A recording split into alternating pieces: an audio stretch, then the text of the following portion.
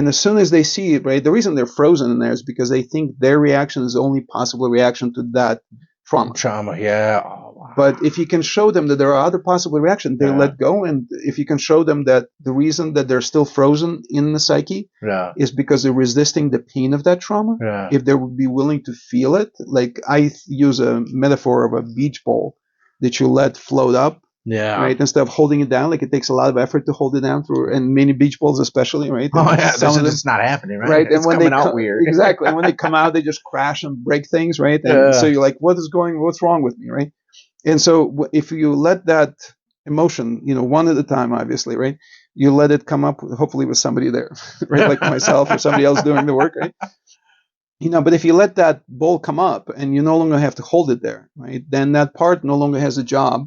Yeah. And so it can actually come and reintegrate back into the whole. And you can use the good parts of it. Exactly. Right? And it Instead of brings those being good parts frozen, with it. yeah. Exactly. Right. And so I'll ask that part, like if you didn't have to do that job, if you didn't have to protect the psyche, and Yeah. you 3-year-old trying to protect the adult now, right? Yeah. If you didn't have to do that, what would you rather do? Play, sing, draw, right? Create. And like, perfect. Wouldn't it be wonderful if for the rest of your life you got to do exactly the one thing you want to do? Yeah. Right? Yeah. If that would be your offering, right? Yeah. And oh yes, right? Yeah. And so would you be willing to come back? And so there's, little tricks and tools to help that part come back and reintegrate, Yeah. right? Yeah. And then hopefully like through 1 or 2 sessions, right? Like we learn how to do it for ourselves, right? Yeah. And so we don't need somebody else because To do it. how many times can you pay somebody to go To do it, I know, exactly, huh? Yeah, right? yeah. But when you understand what the process is, right? You can actually start doing Do for it yourself, yourself. and that changes everything.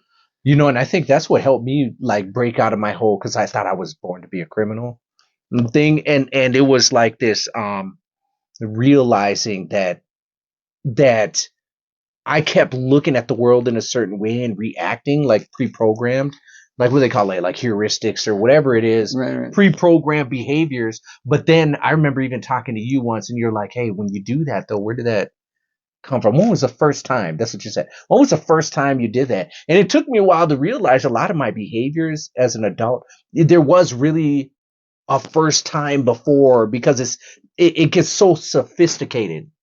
And life gets sophisticated, so you can't imagine that I'm actually acting out this way from a child point of view. But when I was able to finally do that, and even when I first started being like, wait a minute, why do I care if this guy doesn't put the toilet seat down?